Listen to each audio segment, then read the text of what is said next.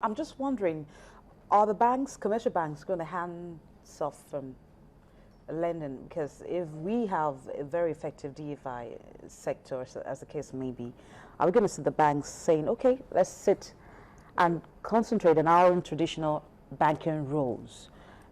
As a case, do you think that that's going to happen if you have a vibrant development finance institutions operations in Nigeria? They may reduce their exposure to that for some of the major particular space. But you know, CBN in the past has set up some intervention fund which has been routed through the banks. Okay. So for now, with the development of the DFIs, they may decide to route the fund through the DFIs, okay, which specializes in their particular sector, such that the banks may not be able to specialize in all the sectors, so as not to accrue non-performing loan or toxic assets. So they need to also just build a niche for themselves and just lend to that particular space, while the DFIs that have built competence in a particular space or in a particular industry, they will be able to understand, and as such, the delinquency rates would be a bit low. And so, then you can be able to also lend out the fund as you get it back. Okay, Muyiwa, do you think the requirement, a minimum capital requirements for the wholesale Dutch, sorry, I'm looking at the foreign exchange market now, the wholesale, because it sounds much the same, the wholesale development finance institutions, 100 billion naira, while for the retail development finance institutions, we have it at 5 billion naira. Is that enough?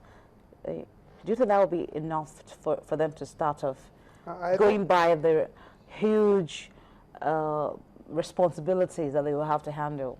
Yeah, thank you. I think it's okay. Not that it cannot be improved, but at least for a start, these proposed capital requirements are okay, because for DMBs, 25 billion naira. But for this, for you to operate as a wholesale development finance institution, what it means that you should have sufficient capital that will enable you to do one. And that's higher than the commercial bank's capital base. Yes, actually it's higher than the commercial bank capital base is 25 billion. Yeah, that does not mean this is the minimum. That does not mean it cannot be higher than that. And you need this huge amount of money. Why? Because for you to operate in this segment, development of those priority sectors, one thing you should know is that, one, this is an high-risk segment of the economy, because we are talking about micro, small, medium scale businesses. So they need enough, sufficient capital that will enable them to put up a watertight risk management framework. And they need to engage professionals, qualified professionals, experienced professionals, competent professionals, who will be able to drive the activities.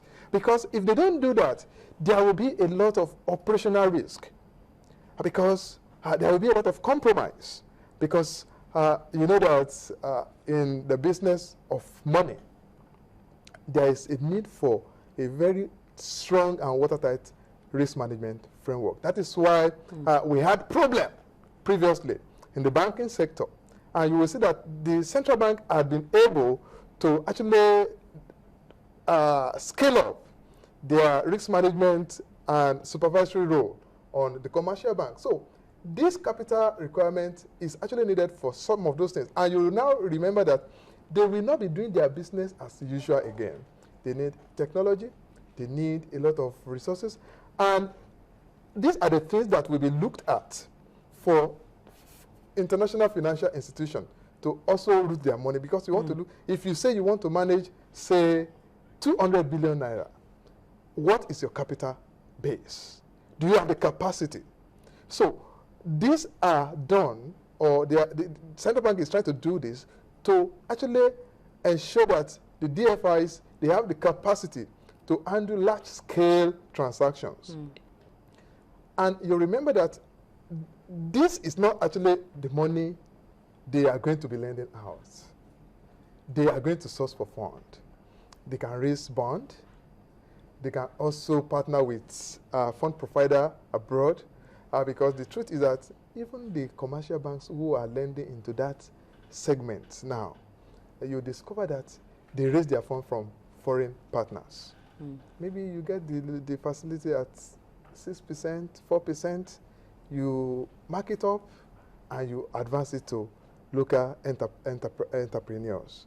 However, when DFIs are properly set up and they have the capacity to run, you will see that a lot of fund will come through them, long-term fund, that they will be able to advance to small, medium scale, and micro enterprises in Nigeria. So I think the proposed capital requirement is just okay for now. Let me quickly come to Ayo, because our time is really up, and I just wanted to make one more comment before we go finally on the show. In terms of risk management, which Muyiwa was trying to mention, earlier on, does the draft guideline provide for enough protection from financial exposure?